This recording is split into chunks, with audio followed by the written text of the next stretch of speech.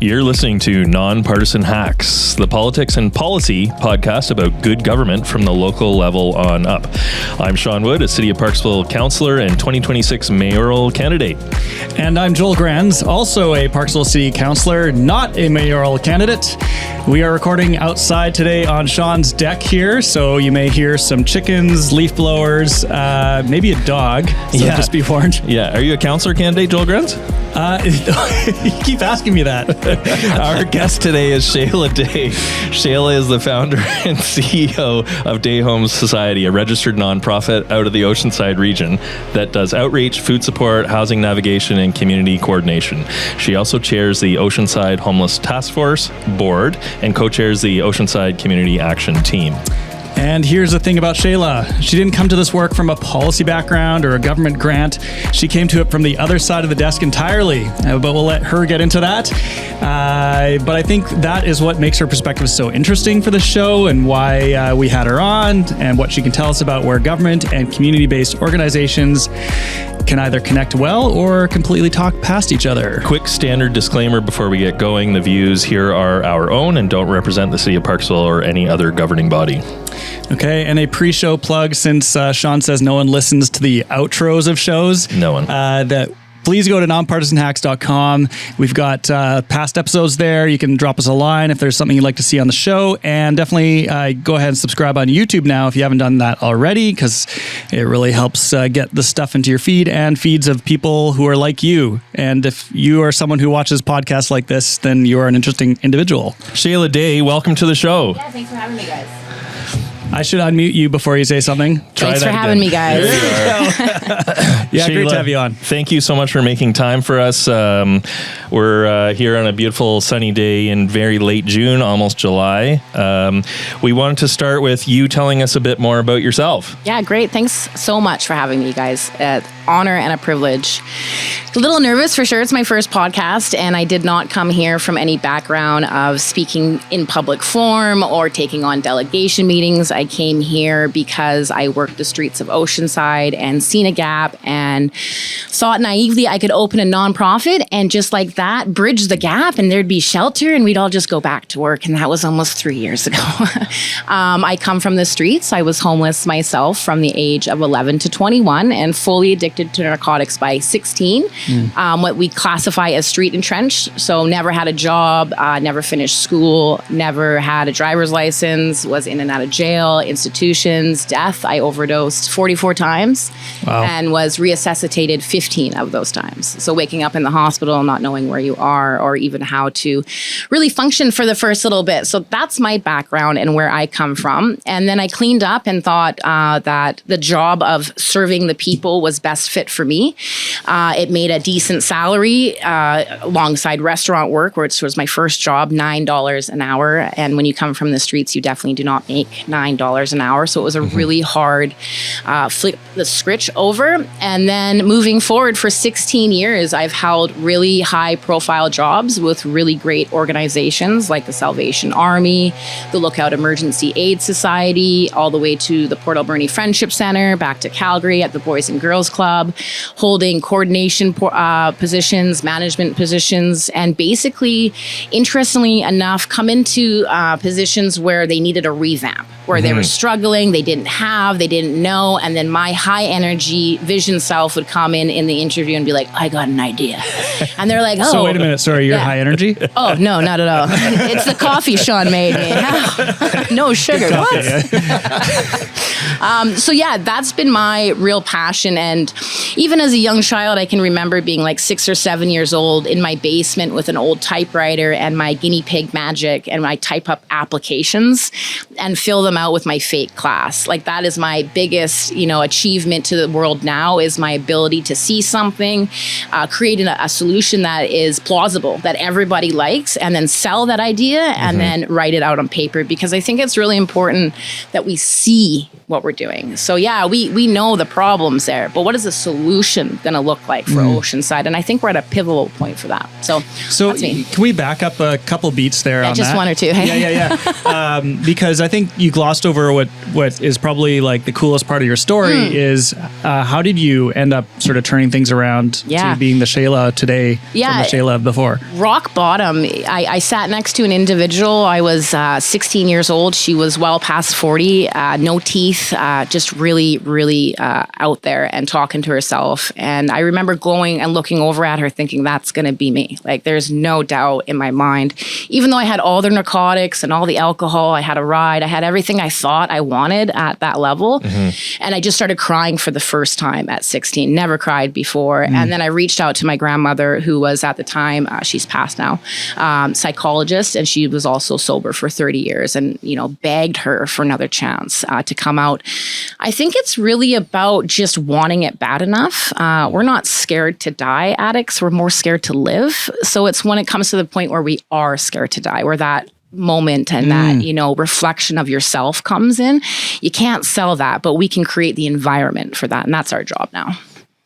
Wow. Okay. So how do you do that? Yeah, it's really actually simple. And, it's funny when I listen to podcasts and they're like, oh my God, what are we going to do? What's the solution? We're not terminally unique. We don't have some, jungle homelessness out here rampaging Parksville or in the downtown east side where we see a lot of that. And it's sad that our government is more into putting the money into crisis response, even though it's millions and billions and trillions of dollars, but not crisis prevention. So I think when we look at the downtown east side and we look at other international areas with real solutions, it's just simple. It's housing first. You can't change your life if you live in the gutters. Nobody's going to work on an empty stomach. I mean, I can't start my day without, 5 coffees. So if I can't do that, what can't you do? And be honest, nobody's batting 100 every day. So, when I hear it's a really complicated and we don't know what to do, research it, do your job, look into it, find a solution that works for us and place it, see if it does work for you, and then have open, honest, red table conversations about it. There's a lot of sloganeering around the housing first idea, but what does that even mean? Yeah, and I just took a lovely, not course, but a meeting with some international affairs, and I was actually quite shocked because my whole career, housing first to me meant housing first. They can't do anything until they're housed first, but actually it means meeting them where they're at here. And meeting them where they're at here means not pushing for change. Just, hey, you want to keep doing that? That's all right. I'm going to keep showing up for you. And that's okay. But that doesn't mean you get to level up in any social development skills. You just get a shelter bed in our first stage. And when you're ready to make those jumps into second, that's where we come into play, right? What is the society's responsibility to, I guess, get people to the place where they're ready? Where's the role for that? Well, it's their whole role. It's their job. A nonprofit's job is not to hand out coffee and socks. That's a great feeling in itself, but it's actually to create the environment for someone to be like, oh, wait a second, I'm not doing well. I want what you have. What are you doing that I'm not doing? And have a little bit of interest in it. Not, oh, I'm full now. Okay, great. I'm going to go back and do some more drugs. That doesn't work, right? So when we look at the downtown east side and the vicious cycle we're doing right now, and then we look at other communities in the world that don't have that, like there's got to be more to the solution for the bigger governments. And that's where day homes came into play. Like when I'm starting to understand how does it get to the front line? Like, how do I get, my boss tells me, hey, Shayla, this is what you get. Go do that with a granola bar and tent. That's what you get in Oceanside. Go save mental health and addiction and homelessness with that. I'm just like, what? That is all a person, a human sitting at a table like this voting on it. So if that's how small of an action it is, though it may take a million steps of actions and delegations and public hearings and all that shabam, it's still that simple action, isn't it? Where a table, whoever that table is out there, I will find you. But that table is in charge of voting the final decision of what our people get. That's it. How do SROs, is that a good example of housing first yes, SROs of course or it no? is. Simple occupancy room is a great start for anybody. I don't know about you, but I don't want to start my life over with a roommate. It's already hard enough. So to have that ability to have that, for sure, that's not the housing crisis, that missing middle that we see, but that would situate those ones who have mental health, addiction, disabilities, and such like that. So yeah, definitely beneficial if it comes with programming. Okay. You don't get to pluck a soul out of addiction who's never brushed their teeth or taken a shower or drinking coffee in the morning, stick them in a 4x4 and say, good luck. They're all of a sudden going to know what to do. They need a huge wraparound support, right? And a proper assessment. Everybody is so different, right? Like when I needed at 16, I might not need, if I was 14 or 12 when I was trying to clean up, which definitely wasn't the case for me, right? I needed very extensive brainwashing. I needed a good in-housing 14-month lockdown, all women's treatment center, homestead, not getting out with 20 women around me till I got my stuff situated upstairs. And I don't think it's right still. We're still working on that part. It's pretty amazing. Tell us about the assessment, if that's one of the first steps. Who is qualified to do those assessments, and what does that assessment look like? Yeah, again, so that's the nonprofits or societies that are working social services, or for the Government of Canada for the reduction of poverty. Our job is to assess you every moment, every action, actively listen, and then properly place. You're going to take 16-year-old Shayla and just put her in a first stage random house with no provisions or check-ins. I'm going to rampage it, right? I'm going to burn it all down. You need to place me in a proper facility. I need detox. And I stayed there for 14 days. You're only supposed to stay for 7. Cordova Detox seen me and was like, don't let her leave. Okay. Put her in the car, get her right. Like no ability to break that for me. They But I've heard did that. Yeah. And one thing I've heard though is, I heard the story of this grandfather whose granddaughter just left the program, and he had no way of kind of keeping her there. Yeah, when you can't keep them there, why would you want to keep them there? That's not their choice. Let them be. Most of us, I'll speak for myself, I was okay being loaded, right? Like drugs aren't like, oh my God, they do it because we love them. That was my first love of my life was cocaine. So for you to say like, oh no, that's not even a real assessment, right? If somebody doesn't want to get clean, they're not going to stay clean. It's just that simple, right? If your soul is so broken that you don't see you as a problem, you're not coming out of it. And that's okay. We can be there for that. We'll be in the darkness with you. We'll hand you clean drugs and clean needles so you don't die. But I'm not going to put you in a government-funded programming that pays by my property taxes so you can rampage through my town and burn it down. That's not how this works. And I think another thing is proponents need to know that you're allowed to go to work and feel safe. You're allowed to say, hey, you're not allowed to do that. Please leave. A lot of times out here, it's a very like, oh, well, we don't want to hurt people's feelings. Hurt them. You know what I mean? Like, it's okay to do that. So we have... Whose feelings are you talking about? Anybody's feelings that gets hurt by it. Usually it's the individual accessing who gets a no. But, I'm pretty stern in a verbal, written, and that's the real world, right? Like, you don't get to go to a job and burn out and show up late and be verbally aggressive to the people around you and keep your job and then pay your rent and go party on the weekends. That's not how that life story works out. And that's not how services work out. You can come and access my group. But if you're rude, if you're open, if you're littering and being aggressive towards staff, you get a verbal and they know it. It's a very loud verbal, like you can see my personality. And then it's a written, and that sucks, right? And then it's done. You don't get to access, and that's that simple thing. So when we show the results, it's not just about the person and what we become. So this is what you'll get. I'm a productive member of society. So when you invest in government programmings, we're hoping to produce this person in front of you. I totally just lost my train of thought there. No, you're doing great. Well, yeah, maybe dig into a little bit on that. So you're mentioning that people can get excluded from the program. And I think one of the challenges is that what do you do then for folks that can't even access that kind of program and are maybe rampaging around the town, like you mentioned? Yeah, when you look at Vancouver's downtown east side, they have a thing called the red zone. And if a clientele is not accessing and they're not allowed to that district of that block. And the best thing about the larger scale of, coordinated working tables is I know Duncan and I know Courtney and I know Port and I know their shelter systems and I know they got a John Smith who's out to, and he needs to come over here. So we're going to swap that guy for this guy. Like I'm going to send that guy over there. Go access over in Courtney. And, you've burned every bridge here. It's not working for you, man. I got a place in Courtney. We're going to send you out there. The shelter staff know me. They call me. They got, a Jane Smith. She's just not doing well. And Courtney, can you take her? Yeah. Come on down. I got a shelter bed here. Let me try to work with you, right? That's working together at the larger core. And that's what the task force is trying to build right now, right? Like when we You're look talking about the homeless task force. Yeah. Yeah. Go ahead. Yeah, sorry, just to clarify. That's what we're just trying to build, right? Is that coordination level where it all trickles down and we have that front line ability of success. Because if we're not succeeding on the front lines, you guys aren't succeeding at the top. So, So when you send, say you give someone a verbal, a written, and a you're done warning, and you call port, and they have a space and they're willing to take this person. Right. It's kind of like that person gets to turn over a new leaf. They can't try anymore here, but they can go over there and try. And these guys haven't given them the warnings, and so they're willing to try this person. And then maybe you guys take a person from port who maybe has had the warning written, verbal out there, but they come over here, and kind of the person gets to turn over a new leaf with the services. Is that the idea? And then also too, when they're done their programming, right? Let's say they succeed in court and they want to come back. Wow, they're done. They're a third stage level individual. They can come back and access us again, and we can keep that track on them, right? And that when they're in our town, we can have that ability to be like, hey, you're not allowed to use openly here. Well, what are you going to do about it? Well, you're going to get a ticket, dude. You're going to get pushed out of town, man. You're not going to access services.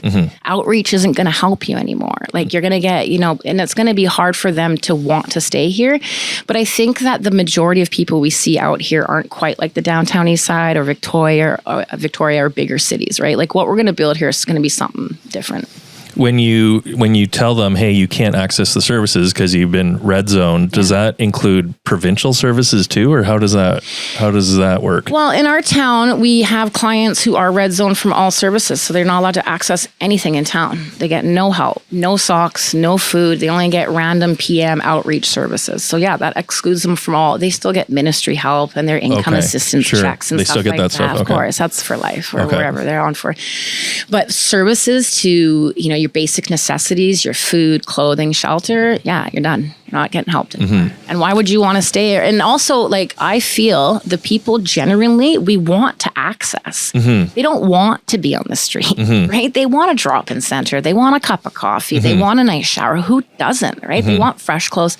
If we have that to offer, which we don't, then there will be a little bit more to play with, right? Sure. Right now, okay, I'm going to tell you can't use Oceanside services. So you got nothing here I want to use yet, right? Sure. So to take the bigger picture of it all, right? So I guess client or friends, whatever noun we're gonna use for the people who want to access the services, they kind of feel like they let the service providers down a little bit with their own actions, and they kind of want to earn that back. Yeah, and it's just about mutual respect. It's a place you want to be. Like, my groups are somewhere people want to come to. They get excited about it. I show up with, passion, and I want to be there too. Like, I'm there to help you. I work for you. And I think that's what we forget too as leaders. Like, my job is not for the government of Canada, though I get paid from them. My job is, like, my boss is the person, right? And I remind them that, like, I'm here for you. So if you're gonna, treat me badly, then I'm gonna treat you badly too. And that's just a mirrored thing of the world that we're teaching. It's another life skills for them, right? So yeah. Okay. So I guess I want to dig a little bit more into what do you do for folks that really can't get to the point where they're fitting in even with a program like what you would offer? Yeah, like me at 16, 14, 15. Just irate, you kind of made the choice. You made the choice eventually that you wanted to. Yeah, after like 16 attempts. Yeah, I've gone through every treatment center in British Columbia. I've done multiple detox centers. Why didn't it take that time? There's no real, everybody wants some answer. A formula or something. Yeah, and it's not quite that easy, right? But it really is at the end of the day. It's about an environment. Like, it's something when I broke, and everybody breaks. No human can take it forever. There's always a glimmer in someone's life where they're like, yeah, I think today I've had enough. Like, I'm good. I need some help. Who am I going to call, right? So those moments do happen. But the sad part about Oceanside is when those moments happen, there's nowhere to put them, right? You got all these hopes and dreams out there and nowhere to fulfill them. It's the saddest place I've ever worked in my entire life. So what the concerns that we hear out there from people is around safety and disruptions of people that are out on the street. We're on council, so we get emails from people who are saying, like, there are disruptions on our street and that we don't feel safe and that we're accidentally maybe driving over people that are laying on the road. What do we do to balance the concerns of those folks? Like, some people I've heard say, well, people should just be more compassionate about it. But on the other hand, people who, like, we all have our struggles and we all have our ways of dealing with them. And most people aren't laying on the road. Yeah. so I'm just curious why you guys are doing it anyways. Is that in your job duty as a city council member to pick up the phone for homeless? I don't think it is. I think you're actually supposed to have a sector in your branch off for social services, right? And you're actually supposed to have a car 87 you call, and a shelter, and a drop-in hub, and a first aid, and a second. And like all this, you don't have the services. That's why it's landing on your desk, and that's why it's such an uproar, because they probably want to help the person laying in the street. Oh, yeah. But they don't know what to do. So they're calling anybody they can. Could you imagine a future, very close future, where there's just a number you can call and they can feel secure and walk through it, and then see the person come out and help that person, right? Or maybe they won't be on that street because there's going to be a drop-in center. Oh my God. So if there was, let's say, a number to call, which, so this is... Call Shayla Day. Yeah. What would happen? Today. Yeah. Working on taglines. Yeah. We'll workshop those. That's right. Like what would, so let's say there's a number to call. What would the number respondent person do? Yeah, well, first it would just, hear the person. I think a lot of the times you just got to listen, and then you act, and then you follow through, and then you show the outcome, right? So yeah, somebody gets a call, I talk to them, I hear them, I follow through by going to the person, assisting the person, removing the person, working with bylaw and RCMP, because we all sit at the same level, and then calling the person back and being like, hey, thank you so much, or whatever is needed for that individual that they want for their wrap up of their call into the center, right? And that's a really good way to show the community of what social services are actually like. Like, we're not just setting up shop, willy-nillying it, doing bonfires and just roasting hot dogs. You know what I mean? Like, look at Ladysmith, for example, right in your core, and you don't even know, right? So that's what we're going to build here. Accountability. How important is detox? Obviously, is super important that you went through to kind of get clean and then be able to start rebuilding your life? Yeah, it's not for everybody. Some people, have relapses and they don't need to go to detox again. And that's that assessment part, right? Okay. And, you want your services here in town, because take for my story, for instance, and I bet Calgary, Alberta misses me very much, but I left there to get clean and now I'm staying here. So if Calgary, fit me in the way I needed, I would have stayed there and bloomed there in their city. And I'm ramping up your city right now. So I'm a flourishing member. So to have a detox facility for your members is a great idea. And when you look at the overdoses that hit coroners' tables, it's not actually the homeless people. It's 35 to 55-year-old white males who live in nice places and condos doing drugs by themselves and have no supports. Everyone on the streets support by us, and we'll Narcan them back. It's your people dying by themselves because they don't have anywhere. And God forbid they were to reach out. Could you imagine right now, Joel or Sean, if you got a drug addiction and then tomorrow you had to reach out? How would you feel running for mayor and city council having, an addiction or a mental health where you just couldn't get out of bed anymore? What would you do? Wouldn't you feel embarrassed? But why?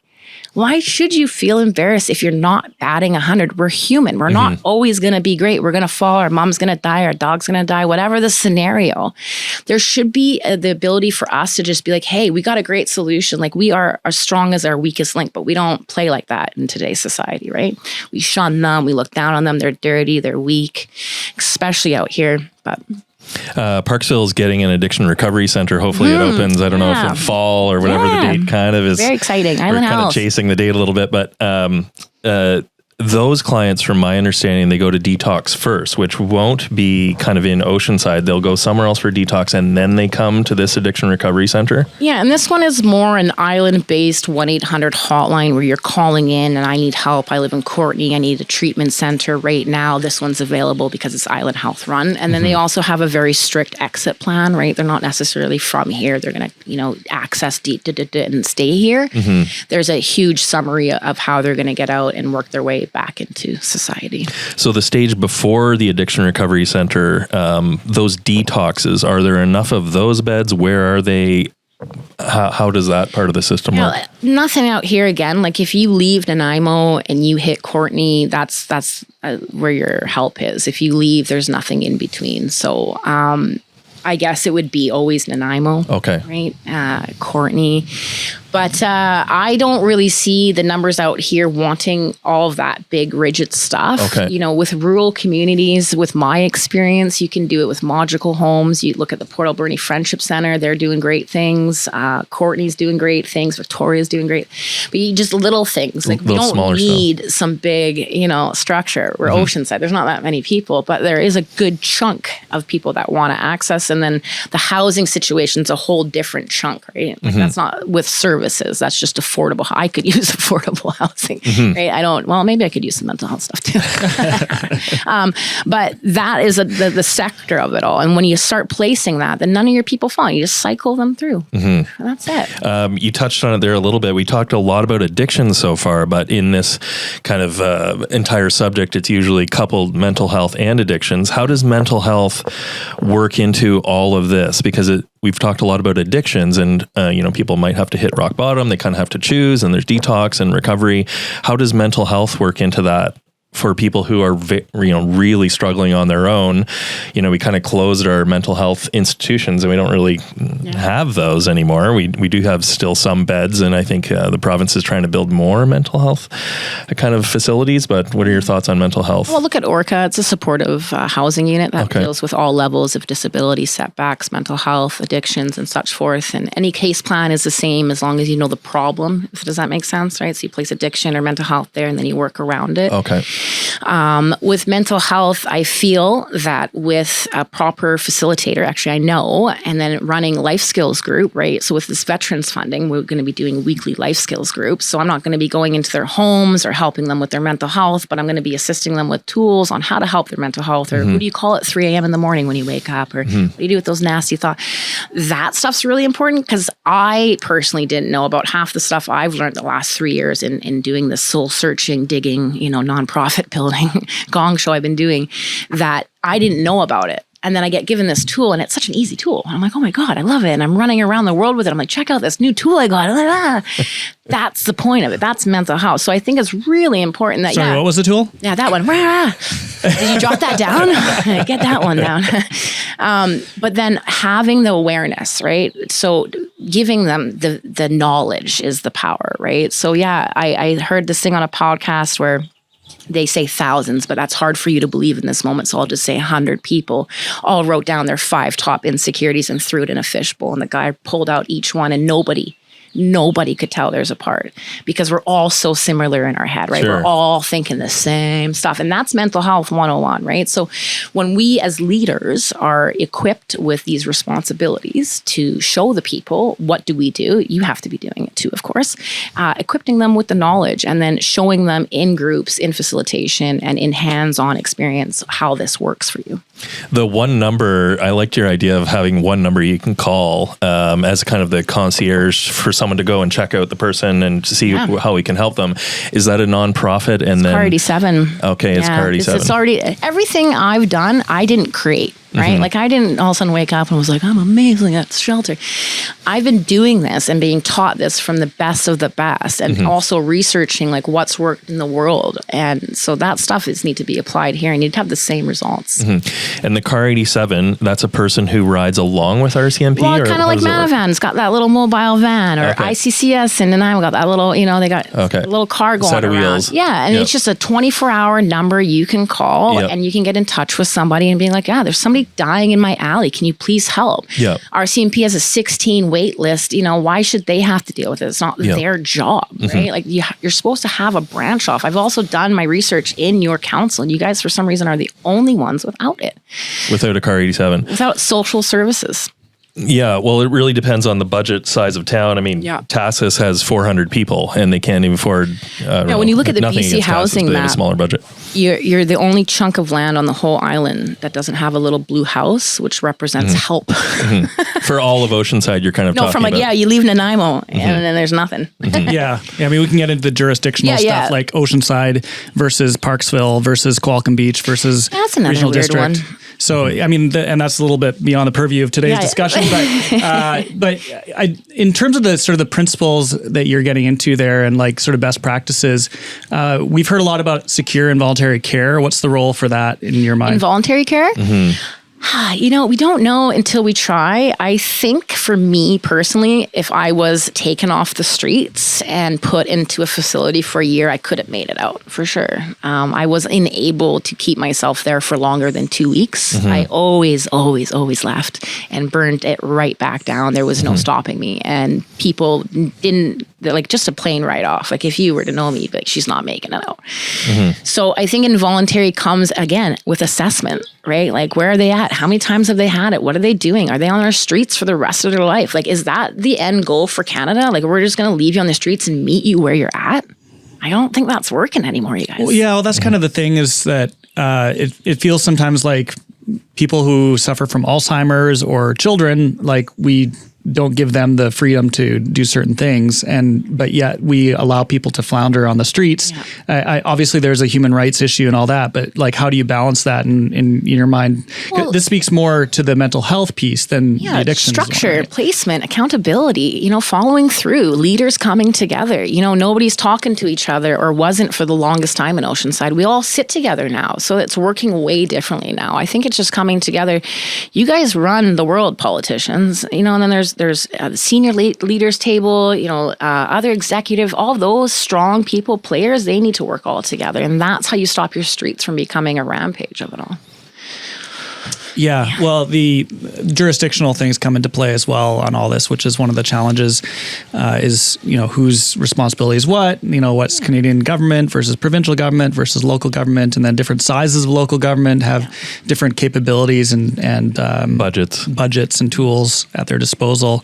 And it's also finding a balance about what communities can provide what sorts of services. So everyone's different for sure. Yeah. In terms of your kind of advice to, you've worked through different communities, right? So you've been in Calgary, downtown East Side, Toronto, okay, Oceanside. Yeah. What advice would you have for, I guess, people on the social services side to better understand, because you've got the lived experience that maybe people in social services don't have? Is there advice that you would give? And also for people who are on the policymaking side, coming from your perspective and having the background and now being having been on both sides of the service relationship there.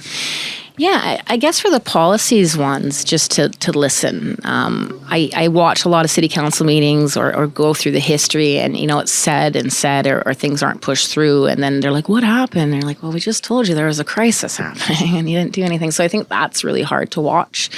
So just to be, have that ethical research in you, not just to take your own provisions and place them. For example, at the task force, I wanted a shelter outside of Parksville. I got voted for inside of Parksville. So that's my passion now. I run with that. That is my job. I will do my job on that. Even though I don't believe in that, I'm still going to deliver on that. So I think that's really important for policy writers. And then for people that are providing services, for me, you think I'm aggressive now. I needed a very hard reality upside the head. And, Brenda, we called her the Nazi at Homestead. She was the one to deliver that one to me. And without her sternness and her motherhood, it's almost like those transferable skills as a parent, right? Mm-hmm. Like you love your child, but you don't want it to hurt itself. So what are you going to do? Are you just going to be like, hey, good luck. I'm going to meet you where you're at, buddy. And give him scissors and he's going to start running around? No, he's going to hurt himself. So those things we need to take that we're only human, right? Like assess appropriately and place your tools correctly. Do your training. Don't come into this field just hot from the press or just because you Google searched how to save a puppy. Like do the work and then do your job and it will all work out. It's really that simple. For me anyways, it is. Well, really want to thank you for all the work that you're doing and for coming on the show. And we touched on all kinds of different topics, and but it's really interesting to hear from your story and how that has taken you to be of service now to the community, and that's really appreciated that you can take that and turn it around and help other people, and hopefully and definitely affecting lives all over the place. So thank you very much. Thank you, Shayla. You have an amazing story. Really appreciate you. Thank you for being on our show today. We look forward to working with you in the future. You've come to us at council and the regional district in Nanaimo, and you're doing some great work in the community, the task force and day homes, etc. You provided meals to people just yesterday, right? Did I see muffins or cupcakes or something? Cupcakes. This has been really good. I'm just going to go with our outro here. I think what strikes me most is that you're not describing a Parksville problem or an Oceanside problem. You're describing a gap that exists in pretty much every community of a certain size across the country. Yeah, and the through line for all this is the question of what governments are supposed to do, what they actually do, and what ends up falling to people like Shayla when those things don't match. And for anyone who wants to learn more about Day Home Society or find out how to support the work, you can find them at dayhomes.org. They're also active on Facebook. Shayla posts about every week about Sunday outreach, what they're serving, and how people can get involved. And with that, we'll call it a wrap on this episode of Nonpartisan Hacks. We love to hear what you think. If you're still around, make sure you subscribe. I did the tease at the beginning of the show, or the suggestion. If you have a good government story or topic idea, stop by at nonpartisanhacks.com. Shayla, thank you so much for your time. And until next time, take care of yourself and your community, everybody.